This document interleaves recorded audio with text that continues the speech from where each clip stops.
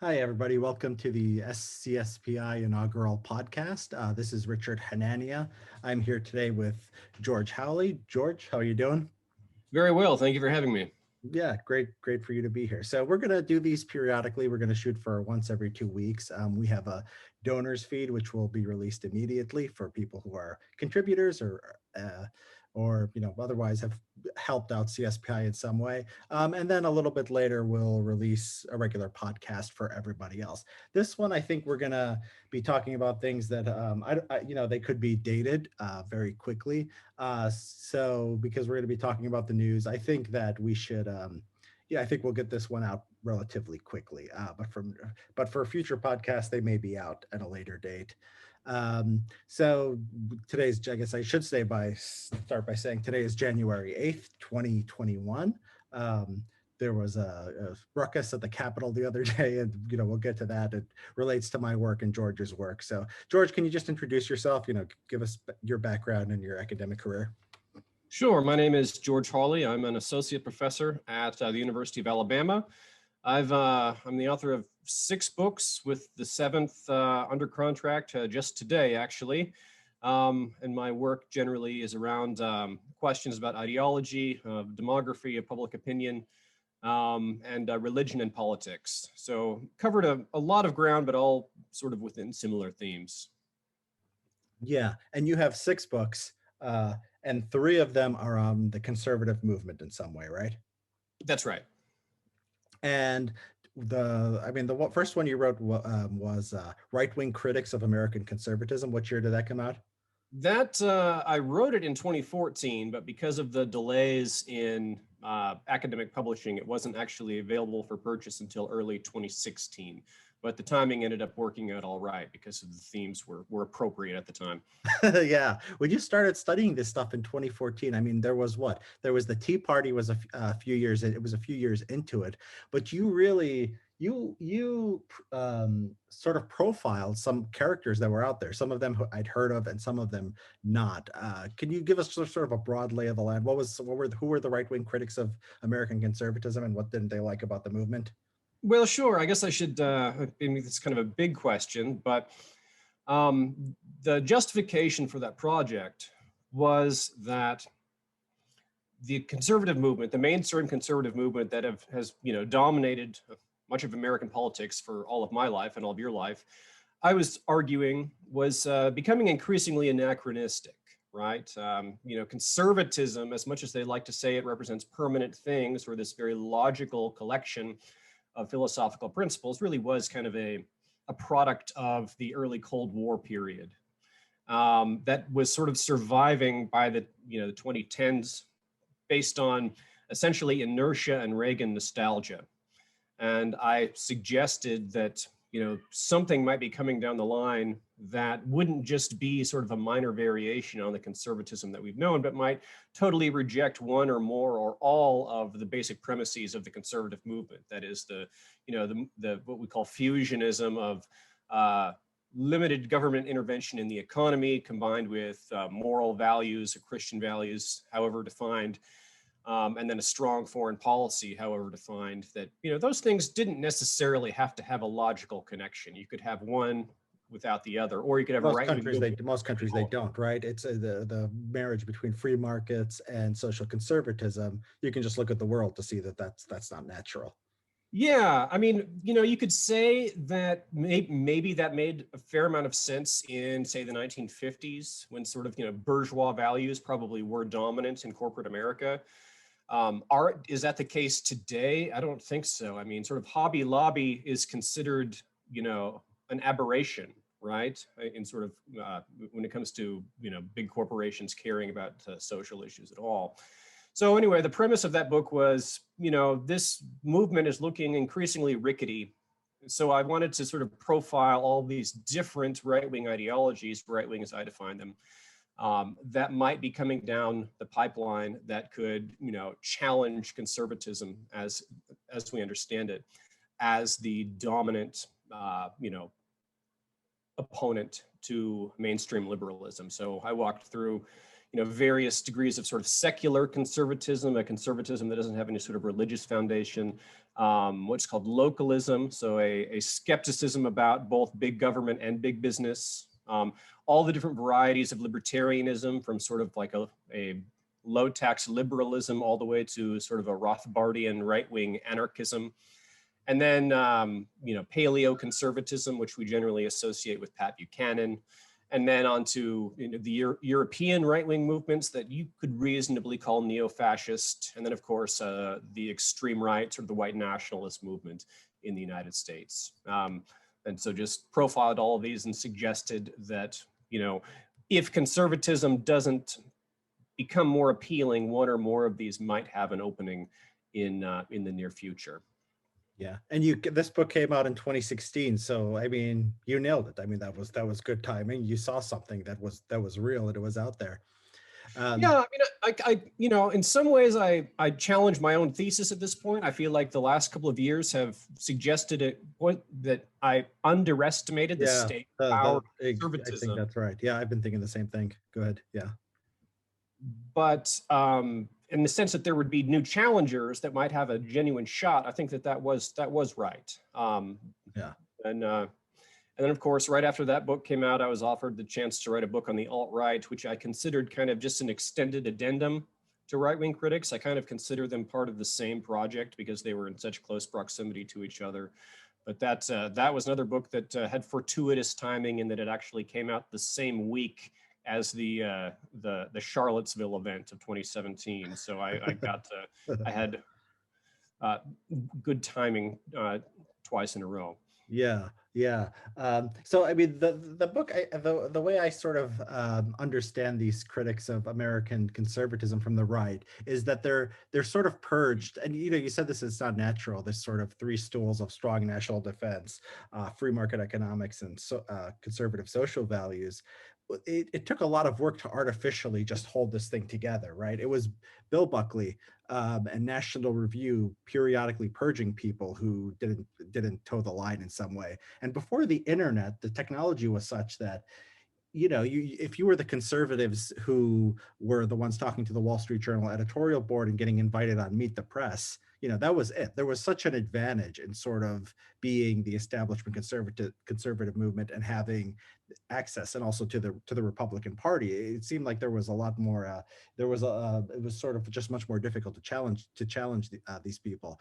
And I like to sort of think of these right-wing critics as sort of, there were two something, right? There was something that disqualified them from being part of that mainstream conservative. So they were either too racist, they were too religious. I mean, it wasn't just the race, the white racialists that you cover in your book. There's also these fundamentalist Christians who think the Christian right is too soft and wanted to stone homosexuals and all these other things. Or you had people who were too libertarian, who took this libertarian thing too seriously. People who too not excited enough about Israel, I guess. That was a big focus of the purges. It's not as much an ideological thing as just sort of a peculiarity of the Buckley era American conservative movement. But in 2016 comes along, and one of these things is dominant, and that's the alt-right. So could you talk about your book and sort of what was happening at that time? Sure. I mean, when I wrote Right-Wing Critics, I didn't, expect that, the so-called alt-right would be sort of the big story, coming down the pipeline. So I can't claim any credit for any foreknowledge of that. But then, when it started to make waves, mostly online, almost exclusively online, really becoming part of the conversation in 2015. And then, of course, sort of exploding in interest in 2016, mostly because Hillary Clinton in August of 2016 gave a speech in Reno dedicated entirely to the subject of the alt-right, basically trying to tie the Trump campaign to white nationalists, which I think the strategy there was to try and dampen down Trump's support among sort of more bourgeois, nice, Christian ladies who wouldn't want to support, wouldn't want anything to do with that. I think that was sort of what the logic of that speech was. But anyway, that led to just an explosion of interest in the subject, positive and negative. And so it was sort of out of the there was no putting the genie back in the bottle at that point. It was going to be part of the conversation after that. Yeah, and alt-right is sort of ill-defined in most of the discourse. How did you define it in the book, and how would you define it? Well, I mean, the term, had it evolved over time, even over this short period. Sort of history moves very fast among internet subcultures. But I would argue that, white nationalism was sort of a consistent theme throughout, even if there were periods, especially in, say, 2015 and early 2016, when it became a bit more ecumenical and sort of a more broad-based term that some people might have used to describe the entire, Trump right-wing populist movement. But sort of the core ideologues were definitely coming out of that particular radical right tradition. Yeah, and let's be a little more specific. They were white nationalists, right? Were they? They were just white nationalists with different attitudes, right? Sort of internet savvy, not, they had this sort of look and this sort of aesthetic, but Mm-hmm. the ideology was not new. Is that right? I would say no, it's not new, because you can find, if you look at the white nationalist movement as it existed from World War II until today, basically everything you saw in the alt-right, you could see earlier versions of that in one figure or another, right? In some ways, looking at the alt-right might remind you of, say, George Lincoln Rockwell of the American Nazi Party, for example, and sort of Right. like the trollishness and theatricality, that sort of thing. In other ways, might remind you of somebody like Ben Clausen or William Pierce, or some of these other, extreme right individuals who sort of lived on the margins of American ideological life for many decades. Yeah, that's right. And they had a natural. I mean, there's a natural connection between them, and sort of an organic connection between them and the conservative movement, in the sense that a lot of the shift to the Republican Party in the 1960s and afterwards was race-based, right? There was a reaction to a civil rights movement. There was a reaction to things like school busing, and there were affirmative action, PC in its earlier forms. It's morphed into something a little bit more strident today, but it was always there, right? And the last and this was basically why, this was in part why Republicans had won the white vote, I think, every election since 1968. If I'm correct. And so there is a natural connection there between them and, well, conservatives. I mean, conservatives will say, it's not about, because sometimes, just by coincidence, the conservative view or the libertarian view and the white nationalist view do accord, right? So you could believe in border security for nationalist reasons, you could for racist reasons, you could believe in repealing anti-discrimination laws because you're racist and you just don't like certain people, or you could be a principled libertarian, right? So there was sort of a logic to why these people are on the right, and they were part of they were people who sort of supported the conservative movement and weren't pushed up to prominence, right? But there always sort of was this subtext of people who didn't like the racial changes from the 1960s being a part of Republican Party and having a voice in the Republican Party that sort of became more prominent in 2016. A lot of leftists will say the subtext became the text in the Trump campaign. Previous generations were dog whistling, and Trump was just sort of saying these things out loud. Does that make sense to you? No, I think that's fair. I mean, if we think about the rise of conservatism, I mean, there are, principled, non-identitarian reasons for, believing in basic conservative precepts. And I actually think that a lot of sort of the first generation conservatives really weren't focused on sort of the racial angle. And when we think about some of like the marquee names of, 1950s conservative intelligentsia, like most of them were not particularly interested in, preserving segregation in the South per se. I mean, there were actually very few Southerners actually represented in the early conservative intellectual movement. But it would be disingenuous to say that, they didn't see the writing on the wall and see that, the future of the Republican Party, which the conservative movement had tied itself to, was contingent on drawing in all these votes from the white South. And so, Not just the white South, the white ethnics who didn't like I busing. should say white people in the South, not the white South, obviously. But Yeah. that was that's where the support came from. And then, of course, another thing that people often forget is, although the religion was always a key component of conservatism from the beginning, but what a lot of people forget is that of the first generation of intellectual conservatives, there weren't very many Protestants. It was an overwhelmingly Catholic movement, if we think about sort of the early National Review types.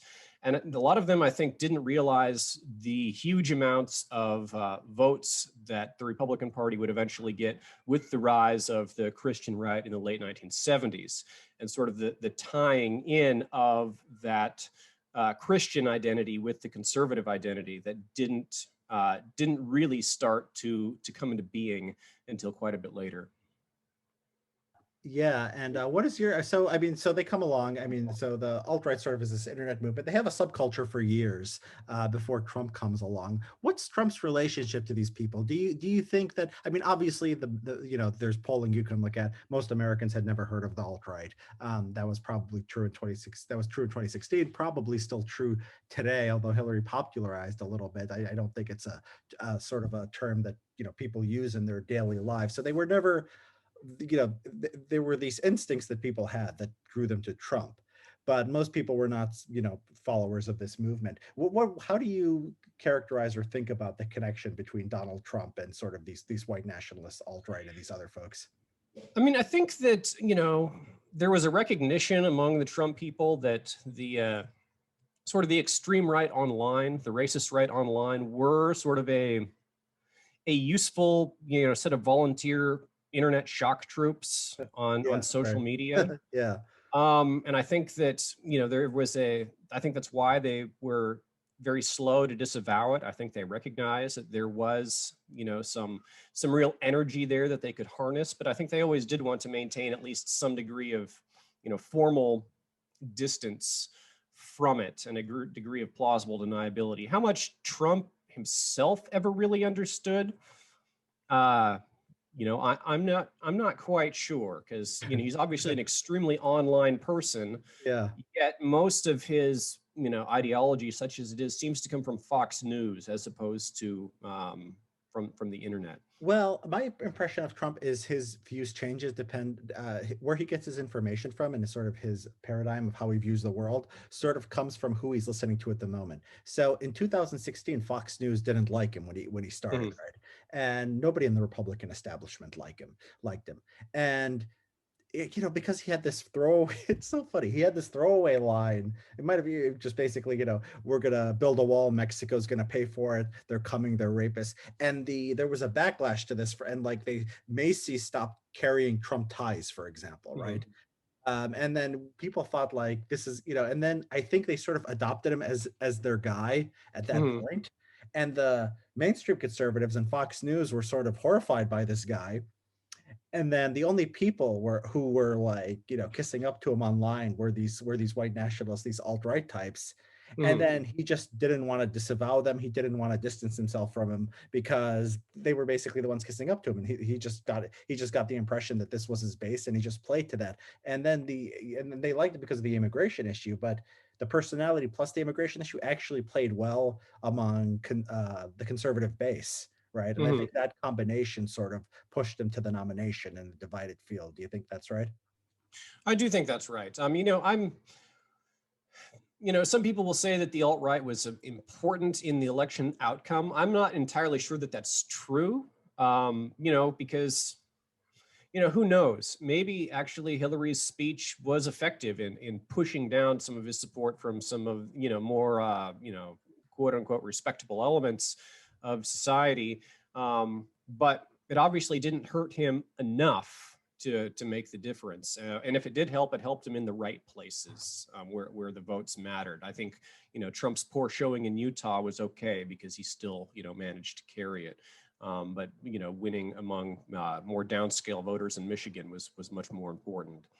Yeah. So I mean, so Trump. I mean, but Trump. So Trump wins the election, and I think that I think what was most important is sort of there was this convergence at the time too, I think, on the immigration issue between like these sort of alt-right and these fringe figures and some people on, people who would still get on Fox News. So I think Ann Coulter's arguments were huge. I think there was this idea, and we can't leave out sort of what the left is doing at this time. So I remember the rhetoric surrounding the Obama coalition.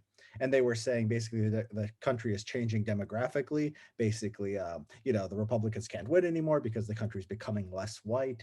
And there was a part of the Republican Party that said, okay, we have to adjust to this new reality, right? This was the autopsy from, was it Hmm. 2012?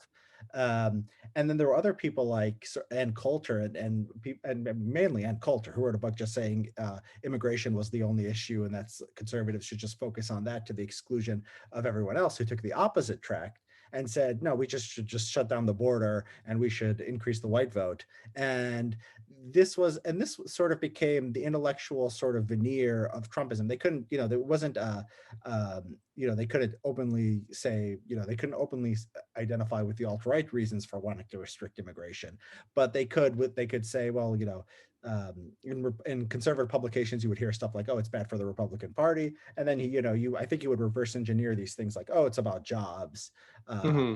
it's about whatever." I mean, Economic anxiety became the common theme explaining Trumpism, which, as more and more empirical evidence comes in, that just is increasingly implausible.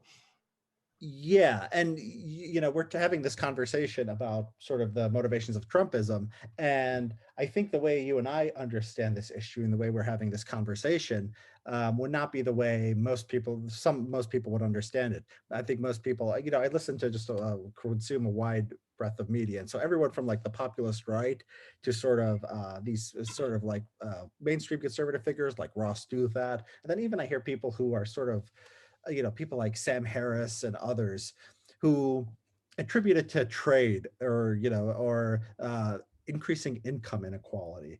And you and I, our first report for CSPI was sort of just trying to take this apart because we think that's a bad argument.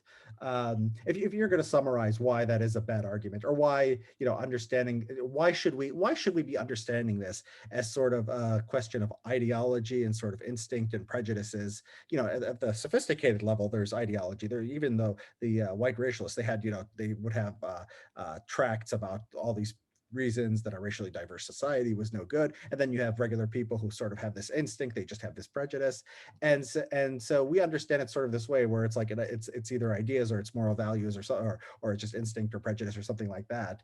And economics has played no role in our discussion, while I think a lot of mainstream discourse about what Trumpism was about would sort of center economics. How do we justify sort of taking a different position there? Well, I think we both come from the tradition within the study of political behavior that, is very rooted in the connection between political behavior and ideology and partisanship with social identity, combined with, of course, the early research by people like Philip Converse and others showing that, ideology is actually fairly rare in the electorate. There are plenty of people who call themselves conservatives and liberals, but the sense of actually having what are called ideological constraints is extraordinarily uncommon. Of having this coherent worldview about politics is really not the norm. And this is where things get confused at the elite level, because I think a lot of people who are, do politics professionally think that they are normal and not weird. Most people's, the political attitudes, affiliations with parties or with candidates is a bit more primal than that. Yeah. Not based on, it's certainly not based on trade policy. Sure. And it's not even, I mean, and there's this other idea that you have these economic problems, you have this income inequality, and it can be challenged and channeled into many different things, right? So there's sort of this idea that it just creates anger, and then people become angry, and maybe they become sort of prone to get swept away in racism or prejudice or something like that. I don't see much evidence for this. I think a good reason, a good sort of indication of this, if when we look globally, Eastern Europe, for example, has seen a rise in populism, and their economy has been doing very well, just getting just getting wealthier and wealthier. The idea that, and they've had this sort of the strongest right-wing movement in the Western world. This idea that people can perceive whether the rich people are making 100 times as much income as the poor people, or 1,000 times, or 1,000,000 times. This just strikes me as implausible. It just strikes me that I don't know. Like, I live in California. I don't know if the richest people in California make 10 times more than 100 more. Maybe there's some way like you sort of sense it, but like I don't see them driving down the street in their like limousines or anything like that. So I don't know exactly how I would perceive this. So I don't think it's empirically supported, this idea of income inequality being important, but I just find it just not plausible at a theoretical level. Do you feel the same way, or do you have a different view? Yeah, no, I would say that income inequality as such being a problem it's hard to believe that that is what's driving people's politics. People will be sensitive to the health of the overall economy. They'll be sensitive to how their own economic prospects are looking. But does anybody get up in arms because Jeff Bezos made X amount of dollars last year? If everybody else if they are personally doing worse, they might become more angry at billionaires. But I don't think that, I think that's more a function of their own economic prospects going downward, not necessarily, that they're making the connection between, their own economic prospects and those of the 1%. Obviously you will find ideologues, especially on the left, who will make this argument over and over again about, the evils of plutocracy. But I'm not convinced that is something that is fundamentally driving votes out in the electorate. Yeah, you mentioned Bezos. Are people mad at Bezos? If you go on Twitter, yeah, like everyone is, like the left and sort of the right, like sort of just will bash these tech billionaires.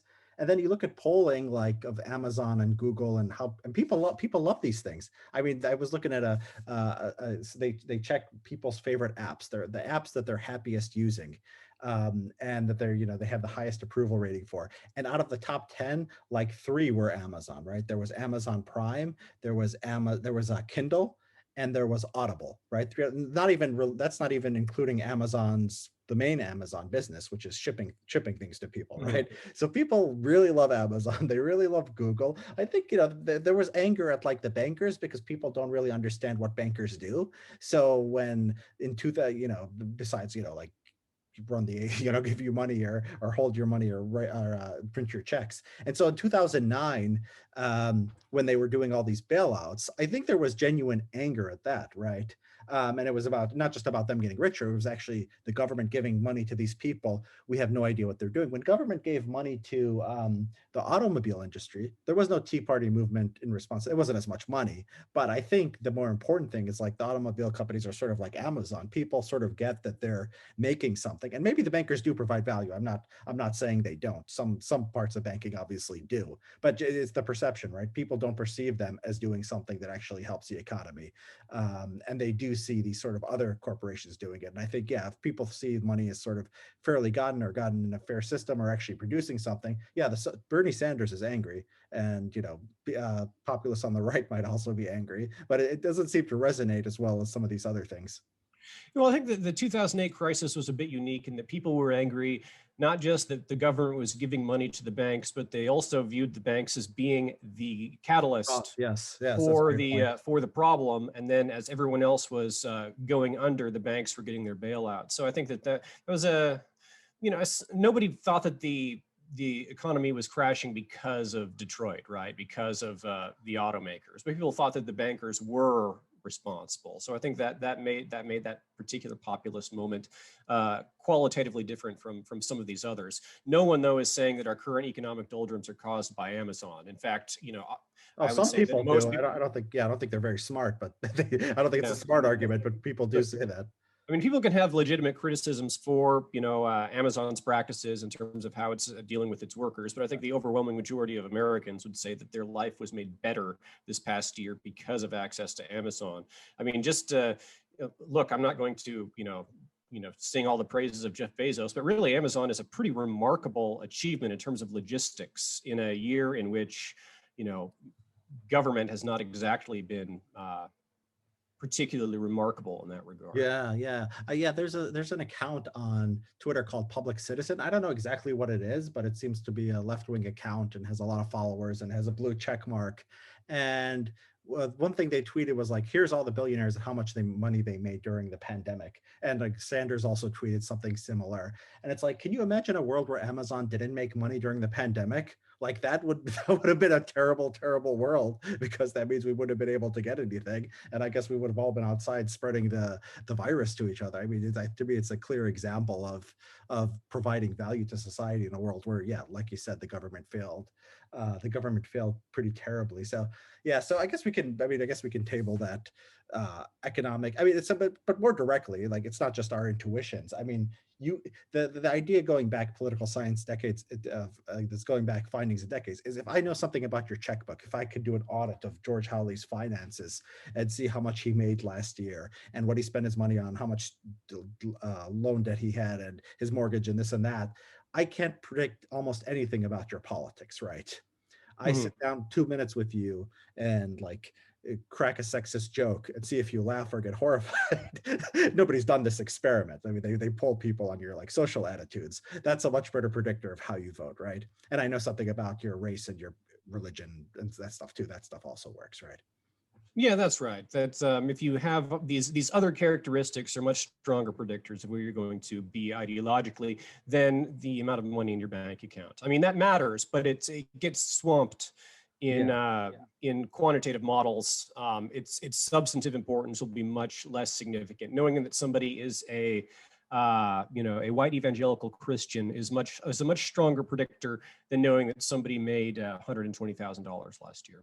Yeah, and when you say much stronger predictor, I mean I think you're understating it. People can go look at our report, and we have some graphs that'll give you sort of an apples to apples comparison how sort of these demographic characteristics do, or these social attitudes do, compared to sort of to economics, things like income. Um, so yeah, so Trump gets elected, and you and I both believe it's not much an economic story. I mean, everything is economic. You have to give that. Something as broad as the economy, you have to sort of give that caveat, right? But in the grand scheme of things, it's not as important as sort of these social forces that are underneath. And he has this energy. He has these enthusiastic supporters, and I think it's an interesting question whether they mattered for his election. When he came out and he said that thing about Mexico's not sending their best, and he didn't apologize or anything, right? And then like Rush Limbaugh, who I don't think knows anything about the alt-right or internet subculture, he's just an old radio guy, was saying this is the greatest thing ever. Finally, someone like stood up to the left and didn't buckle to the to PC mobs, right? And I think there was just a sort of an instinct within conservatives that they just wanted somebody to troll the left the hardest. And that just happened to be Trump. And if these like the top 10 most influential alt-right people just disappeared in 2016, like, yeah, I wonder if it would have mattered. I mean, I'm not sure it would have. Like, do you feel the same way? I do, and I think this is also where I think both the left and the alt-right, I think, sort of misread what that meant, right? I think that the alt-right saw that Trump was, rejecting every norm when it comes to discourse on race and immigration and gender, et cetera, and the fact that your typical Republican voter was cheering him on, that they inferred from that oh, the American people are actually on our side, that they are also far right ideologues. And the left said the same thing, like, oh, we have clear evidence here that, just like we've said all along, Republicans are all incipient fascists. But, the truth is, they liked him attacking PC without necessarily having like a really strong ideology that was in opposition to that. That is, the fact that they rejected, so-called wokeness when it comes to discourse didn't mean that they wanted to create the white ethno-state. So I think that there was some misreading of the results on the left and the right, where people were seeing more than they were really seeing in terms of what the rejection of political correctness among Republican voters really meant.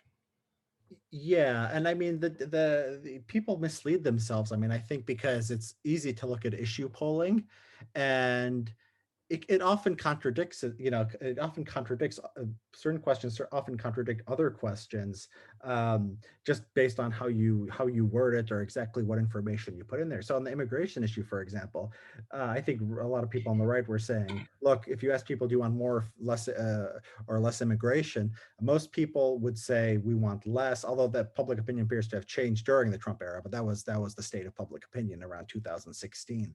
But then if you say, do you accept a pathway to citizenship for people who came here as a young age, blah blah blah, and you put like these other things in there, like yeah, the public opinion, even Republican opinion, will be in favor of quote unquote amnesty. It won't play well with the activist base, so they'll be angry.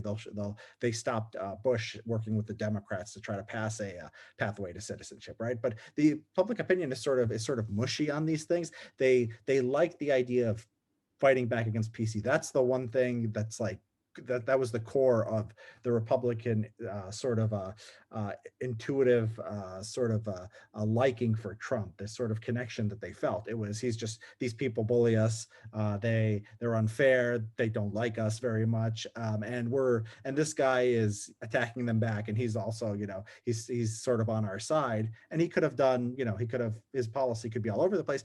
It was like both Trump and the Republican Party before Trump were sort of fooling themselves, because the Republican Party before Trump had, I think, convinced themselves that Trump would go away because he wasn't a real conservative. So as soon as they pointed out to the voters that I guess, he didn't believe in the principle of, free market principles, and he wasn't about small government, like they would just turn away from him. And that wasn't true. But then also people who were supporters of Trump, sort of more populist Republicans, thought that, oh, they rejected, the Paul Ryan agenda, and they wanted someone who would talk about trade and would talk about these things. And that's why they went to Trump, right? And both of these sides are wrong. They just wanted someone to troll the left, and whatever his trade policy was, they don't care. They, as long as they had that connection, they would go with it, right? I'll agree with that. And just to return to something you said a moment ago, um, immigration is definitely one of those issues where you can find polling that will be all over the place. This is a question that is very sensitive to question wording, right? You can describe amnesty in different words and there will be large majorities in favor of it. But if you say, do you support amnesty? You'll see the reverse. This is one where sort of the question wording is everything. But to your broader question, I totally agree with you about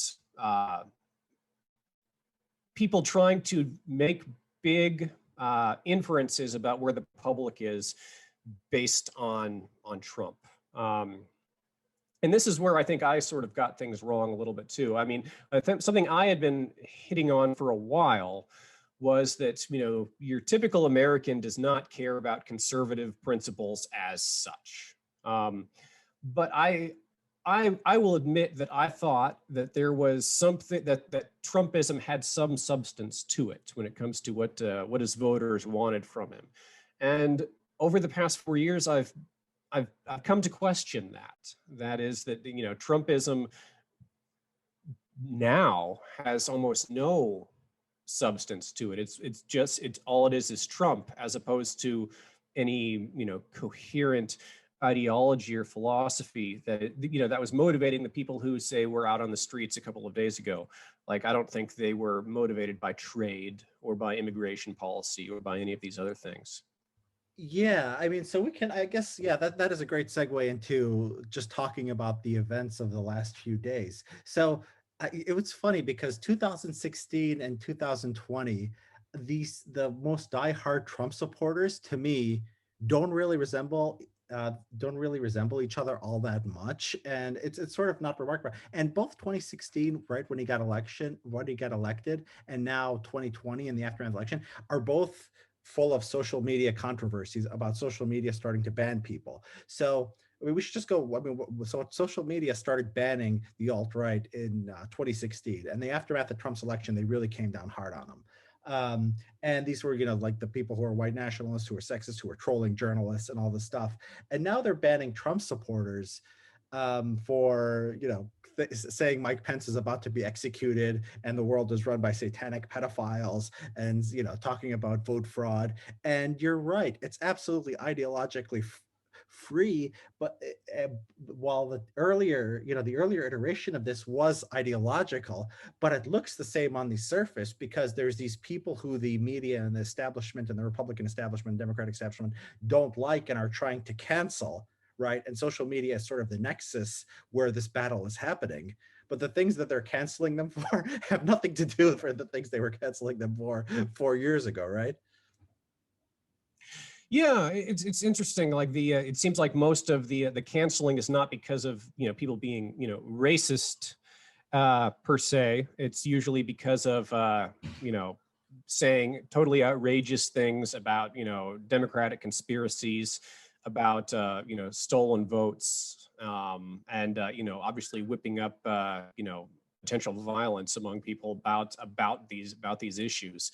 I mean, Lynnwood. I don't even like. There's not a lot of ideology behind his madness on Twitter. He's the one you're talking about, who was talking about Pence is about to get the forthcoming execution of Mike Pence, which was sort of a throwaway line he put out, which seems like it warranted more more detail than he provided. Yeah. This person is insane. I would say go look at his Twitter account, but we're talking on January 8th, Friday night, and he just got banned from Twitter just in the last day or so. General Michael Flynn, Sidney Powell, Trump's, the craziest of Trump's lawyers, and the Aitkens guy, Ron Watkins is his name. And if you don't know what Aitkun is, you're probably lucky. And so these people were just banned, and Trump just got banned permanently. Just before we came on, within the last hour or two.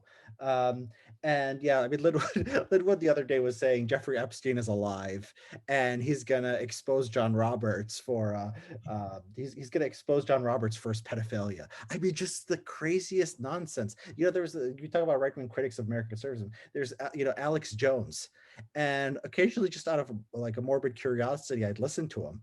And he seemed like the craziest person in the world in 2016. And you turn him on in 2020, and he's like the people that Trump is retweeting, Alex Jones is saying, no, they're exaggerating. They're going too far. Right? It's like Alex Jones has become sort of the sane centrist of where they are. And it's not, and these people were like, they're not nobodies. They're the people that the president is promoting and retweeting and leading his effort to overturn the election. So we've just gotten to a point that's just insane. It's not something I would have expected for. I thought we'd go on a straight line, maybe like things got racist and they'll get more racist, maybe like something like that. But it's not like you're more or less racist or more or less, white identity politics. It's just degenerated into insanity, right? Yeah, I mean, if we think about 2016, I mean, there were identifiable, coherent factions on the right. You had the sort of the Jeb Bush Republican establishment. You had sort of the alt-right white nationalists who were trying to sort of drag Trumpism in their direction. And then you had sort of the more generic, less defined right-wing populism of Trump. And then you had people who I think were sort of cynically, on the sidelines, trying to, manipulate things to their advantage. I would say Bannon was someone like that who simultaneously wanted to, ride sort of the alt-right's energy, but also maintain a little bit of distance from its more radical elements. But you can sort of put people in different ideological boxes and make sense of them. Right now, when I look at the insanity in DC from a few days ago, like there's not really much coherence to it. Like if I'm trying to describe the ideology of the Viking guy in the Capitol, like I have no idea. Like if he was in charge of policy, what would he do? I don't know. No idea. Yeah, and I pointed out on Twitter the other day that other movements tend to have symbols that you could point to. So the Tea Party, for example, it had the "Don't Tread on Me" flag, and it had hold up the Constitution, and they would dress like founding fathers. these anarchists, Black Lives Matter, they have their own symbol related to what they actually believe in. And I was looking at the pictures of the Trump rally, and it's literally it's just Trump. It's they have the name Trump on their chest, on their hat, on their back, and there's just the American flag, and there's Trump. And I mentioned, well, they would occasionally have the Blue Lives Matter flag. So there's this law and order aspect to Trumpism. Someone's like, oh, look what they're doing to the Blue Lives Matter flag. They're stomping on it and burning it because now suddenly they hate the cops because the cops are preventing them from going into the Capitol, or not preventing them very well, but not but being in their way when they're going into the Capitol and trying to ransack the place. So they don't even it's not even that. And the I think it's not just the last few days. I think there's been a general, so there's sort of a surface Trumpism, and then there's the Trumpism of the government. So when you look at the people who he appointed, like Betsy DeVos in education, right? Just the person who takes the conservative line on education, that charter schools are good, religious freedom is good, this stuff. Jeff Sessions, I mean, ideologically, probably like the closest to sort of that 2016 ideology. He was appointed, but then when he left, there was a more mainstream Republican establishment kind of guy, Bill Barr, who focused on religious freedom, rolled back the consent decrees that Obama was doing with regards to local police departments, not being so aggressive on civil rights enforcement, sort of being national security hawkish, trying to extradite Julian Assange, surface Trumpism, like people who like Trump on social media, and Trump himself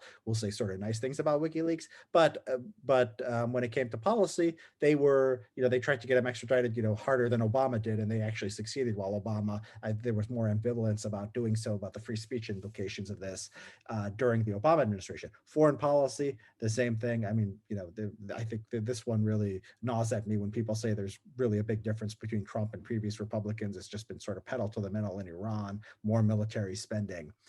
So there's that. And, you said, oh, there's challenges to right-wing sort of conservative. I think it's like there was the traditional sort of Reaganism. It seems to have really triumphed in style. I mean, in substance, but not in style. And the style of Trumpism was, sort of white nationalism, law and order, uh, um, resistance to PC in 2016. And 2020, it's just whatever this man says. So if he wakes up and says the election was stolen, or if he wakes up and says, now I'm going to push criminal justice reform, I think I remember the convention, the RNC in 2020, and half of it was like law and order, and the Democrats are going to let the criminals run wild, and the other half of it was Biden is a racist because he once supported a tough on crime bill. And there was no realization that these messages sort of conflicted. And I think that in 2016, if Trump started pushing criminal justice reform, those people he was paying attention to on Twitter, the Pepe meme people and the others, they would have said, "Wait a minute, we're not with this." And so that was sort of a normal ideological movement. And if Joe Biden had come and accused Trump of being too soft on crime and said, I'm the one who's tough on crime," he would have had pushback from his base, because his base believed the criminal justice system is racist, and we need to be moving away from mass incarceration. So they believed in something. The sort of alt-right believed in something, but 2020, there's nothing but where Trump says. I feel like it's something new in American politics. There was a sort of I guess there's these cultists, like the LaRouche movement, I think is sort of this way. I don't know much about them, but people say they're like sort of cultish, but they haven't been successful. Nothing like this has achieved the presidency. Do you see a sort of equivalence to this sort of kind of ideologically free movement at the top levels of American politics in the last few decades, or am I right that this is something new?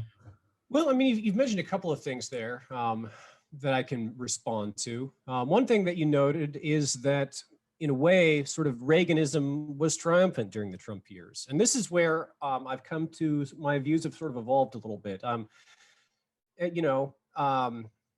thought that sort of where the public was, had more of an impact on actual policy than it did. And it turns out, institutions and money and experience matter when it comes to governing. And in a sense, Trumpism followed a very different trajectory than conservatism as we know it. I mean, if we think about sort of the long-term history of the mainstream conservative movement, it had a sort of a step-by-step process culminating in Reagan, or maybe in, the Gingrich Revolution, starting out as these disparate, ideological currents that finally managed to get tied together thanks to people like Frank Meyer and others at National Review. You start having grassroots organizations that are, debating, what exactly is the coherence to this that we're pushing. The draft Goldwater movement that ends with Goldwater being the nominee losing, but then that leads to new fundraising enterprises, the creation of the Heritage Foundation, the bringing religious right, and then finally you have this, and of course all the racial undercurrents going on at the same time that is bringing white Southerners and then sort of white ethnics in the North into the Republican coalition. Then it culminates in sort of the Reagan Revolution. And by the time Reagan is in office, there is this massive infrastructure throughout the government and sort of in the media, all pushing a sort of a coherent conservative agenda that he, more or less was able to promote during his presidency.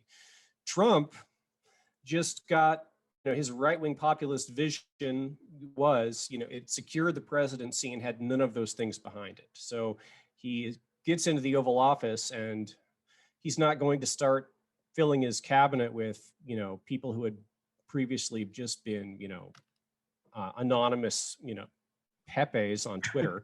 He has to bring in people who have governing experience, which means bringing in almost exclusively conventional Republicans who have no interest in changing the ideology. And then, of course, when it comes to domestic policy, he outsourced almost everything to Paul Ryan and Mitch McConnell. And so in substance, the Trump years were not that different from what you'd expect from any of the other Republican candidates who were running in 2016, even if Trump himself might have wanted it to be different. There just wasn't the infrastructure in place for a real revolutionary change in how the government was going to function during that period. So in a sense, you could say that right-wing populism, if that's what we want to call Trumpism, in a sense, secured the presidency before really having the means of implementing a really revolutionary or disruptive agenda. Yeah, and I think that's right. But I think at the same time, he could, if he was, it wasn't just a matter of there was nobody out there with government experience who shared his ideology. I think there was talk in early days of the administration of finding the people who were sort of more aligned with what he was talking about during the 2016 campaign and bringing them into the government. So for example, Sessions was one of these people. People talked about Chris Kobach potentially getting a cabinet appointment. Now, Kobach, for those who don't know, is a politician from Kansas. He was a Secretary of State in Kansas. He ran for governor and lost. He's just known as an immigration hawk, just a guy who really focused on immigration, and Coulter loved him. And he was people were talking about giving him he would have fit in with what Trump wanted to do if he wanted to. And he's somebody who has experience in government at the state level. There was talk of even Tulsi Gabbard, a Secretary of Defense, right? I mean, that is sort of a stretch, but if you wanted someone who sort of talked in the way Trump talked about foreign policy during 2016, that would have actually been a good fit, right? So there could have been, it's not like nobody existed who could have implemented Trump's ideology. It was more like he just didn't care. And so picking Pence as the vice president. So Pence had been a longtime congressman. He had been one of the top Republicans in Congress. And so that was sort of the marriage between, I think, Trump and the Republican Party. And then so Pence was like the generic Republican Paul Ryan agenda. That's the guy who you would take to sort of just be somebody in the room. He could have gone with a more unconventional pick like Gingrich, even though Gingrich was also a head of a Republican Party. He became more of a fringe figure later, and sort of always had an independent streak. Or Chris Christie, people were talking about. People say Chris Christie actually became, that alternate history is it's fascinating to contemplate. But he went with the safe pick. He went with, okay, the Republican establishment wants sort of some adult supervision. okay, I'll do that. And then and then Pence takes over a lot of the staffing. And then when he appoints judges, he just outsources it to McConnell, and he just picks from the Heritage Foundation list that um, anyone else would have picked. And I guess things just sort of drifted because he cared so little about policy. Look, I say one thing I was wrong about Trump is I never thought he was like super this this great genius or anything, but I thought he would have enough interest in governing to actually do things, to actually want to do things, and it wouldn't just be whatever popped into his head he would say, and that would be the policy. So the COVID response, was absolutely fascinating. They were going out finding a doctor, Scott Atlas. They brought in this doctor because Trump had, or somebody around Trump had seen him on TV, and this was the guy who would tell him what he wanted to hear. And he'd bring this guy in, and this guy is basically, important, running the response to COVID. And he's just crazy. He just wants everyone. He just wants the herd immunity. He's against testing. I mean, just really, really bad policy. And so it just sort of drifts where it becomes, he started out, maybe caring a little bit, maybe like he like Bannon was there, and Bannon was the influence in saying do all these executive orders on immigration, and he pulls out a TPP. He does the Muslim ban that gets struck down, but then gets held up when they redo it. And so maybe there was a part of him in like 2017 when he comes into office who wants to sort of cash in and sort of do these things that he ran on. And he tries to do things like become better friends with Russia.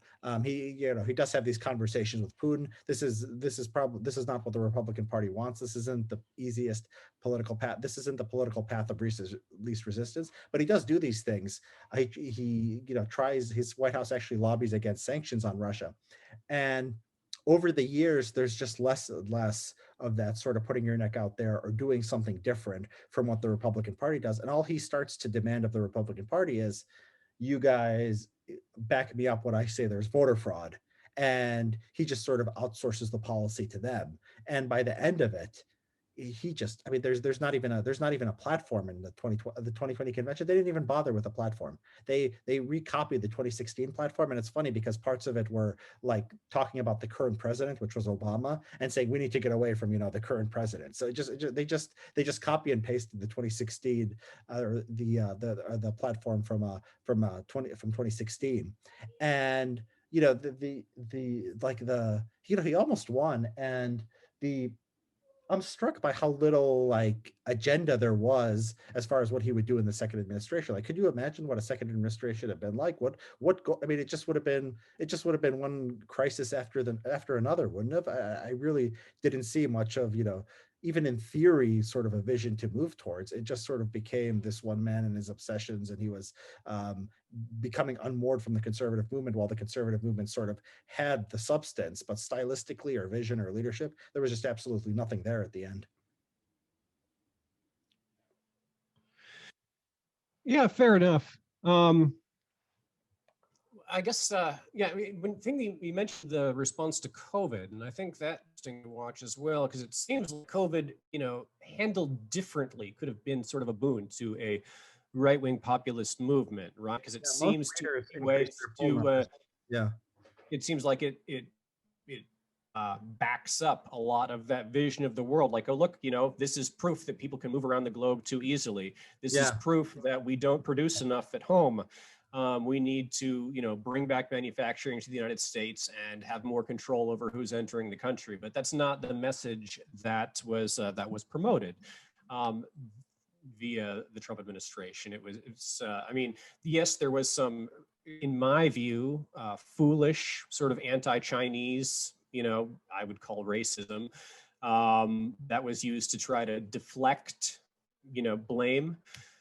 But, in terms of, moving towards something, policy-wise that was substantive and in line with sort of the 2016 vision, there really wasn't any of that. It was more, let's hope this thing goes away on its own and we don't spook the markets too much. And then we end up with a giant disaster a couple of months later. Yeah. So, I think we're in agreement in sort of where the Trump administration had gone and what it would have been. I was actually sort of scared that the China hawks could take it, taken over things completely, and that basically, it's just sort of this sort of just reflexive, just sort of anti-China policy would have been the next 4 years, and possibly war with Iran. I think that every day stays there gets us closer to that, but yeah, we'll never know. So like, okay, so I mean, look into the future. I mean, you had this. You 2 days ago, you had them rush the Capitol. Five people, I think, died. I think that's the death count now, including one Capitol Hill police officer. 3 Trump supporters died of their own health problems. So they got excited and they had pre-existing conditions, and they died. And then the one that everyone's talking about is the lady who got shot by law enforcement while they were trying to break in this area where these congressmen, I think where Mike Pence was, and so it seems like we've come full circle in the alt-right was killed by censorship. You wrote about 2017. I don't think it exists anymore. I think when the media brought the hammer, when the social media companies in particular brought the hammer down, these people didn't have platforms anymore. And some people say, oh, it's going to make them stronger, it's going to make them more dangerous, go underground. No, every single person who was kicked off of Twitter and Facebook, like Gavin McInnes, even though these aren't like alt-right people, like the quote unquote alt-right, who are sort of edgy but not open white nationalists, people like Milo, Gavin, and then somebody like Alex Jones. These people were kicked off, and they're much less influential, much less powerful than they are now, to the extent that they have basically no impact on the discussion or policy or anything else. And so, there's a reason that every dictatorship in history has censored opinions it doesn't like, because censorship works. If censorship always bounced back, why would every dictator and every regime in history try to ban people from speaking? And it seems like 2020, where we've come full circle, and now they're just going to ban Trump, and they banned the most strident Trump supporters, and people pushing QAnon, people pushing the election fraud narrative. And I wonder where this is going. Are they just going to end up like the alt-right, where Trump just disappears and he's doing sort of live video chats on like Newsmax website, and nobody pays attention to him, and that's it? Or is there going to be a second act for Trump in American life? Yeah, it's I can't claim a crystal ball on this, but I will go ahead and say that I 100% agree with you on the effectiveness of censorship. This is something I didn't realize how dramatic it would be when I was writing about the alt-right back in 2016. Then, of course, I couldn't have known just how extreme the deplatforming would become, by the end of 2017, where it wasn't just people were getting kicked off of Twitter for violating, the norms of that site, but people were even being, in one case a site was basically kicked off the internet entirely, which was fairly unprecedented for a political site. Right. Payment processors no longer working. Things like that were unquestionably devastating to the alt-right. Now, could the same thing happen to Trump? Trump might be an exception here. People might follow him. His followers might follow him to Parler. Like Trump might, people might migrate to another website for the sake of Trump, in the way that people wouldn't go to Gab because they wanted to. Although, did you hear the news about Parler? Apple is, this just was another headline that just popped up in my news alert, that Apple is threatening Parler over what happened Wednesday to take them out of the Apple Store. Well, then perhaps that, Yeah. this is brand new to me. I didn't know that. So that could be. I still think that if Trump wants an audience, I think he'll be able to have it. I think that, though, losing Twitter would be devastating to his future prospects. If I were to guess right now, I don't think he has a viable shot at the 2024 election, regardless of what happens in the next couple of weeks. But I think that if he wants it, there will always be an audience for him. Yeah, I was sort of I was actually more optimistic about his chances in 2024 before before this sort of last round of censorship and before the craziness of the Capitol Hill, which I think is going to Capitol Hill, which I think is going to be too much even for a lot of Republicans. My view was he won in 2016 because it was a divided field, and he had 25-30% who loved him. Now that was before he was president and just had this cult following. So if he did that in 2024 again and he had 25 to 30%, and it doesn't, and there's 8 other candidates and nobody, so sometimes it's the problem is there's no Schelling point, right? There's no, like in 2016, like the Republican establishment had a collective action problem. They wanted to stop Trump. They didn't like Cruz. But there wasn't just like one person. They all said, okay, this is the person we're going to throw in with. This happened. When in the Democrats, by contrast, in the last election, 2020, it became so Sanders won Nevada. He won New Hampshire, and Biden wins South Carolina.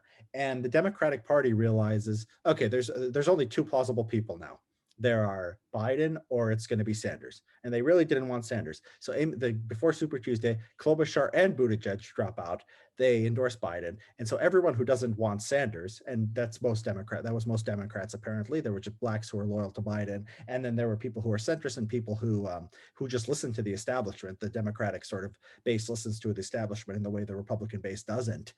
They had somebody to coalesce around, right? It was Biden or Sanders. That was the binary choice. The Republicans didn't have that in 2016, and they wouldn't have had that in 2024 either. There's no superstar person who's just sort of the challenger to Trump. Everyone's kissing up to Trump. But that being said, when they start banning Trump from social media and they start banning his followers, and look, Fox News is not gonna cater to this guy's every win. They didn't like him when they had other options back in 2016. They sort of fell in line when he was president, like things tend to go. So I don't think he's going to get a lot of coverage or a lot of support from Fox either. So he doesn't have social media. He doesn't even have supporters on social media. He doesn't have Fox News.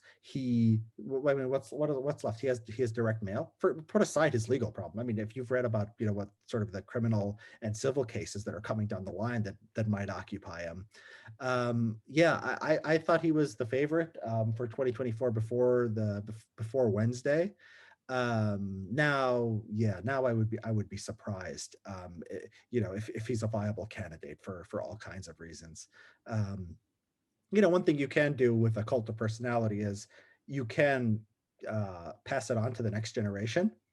That's also a possibility too, isn't it?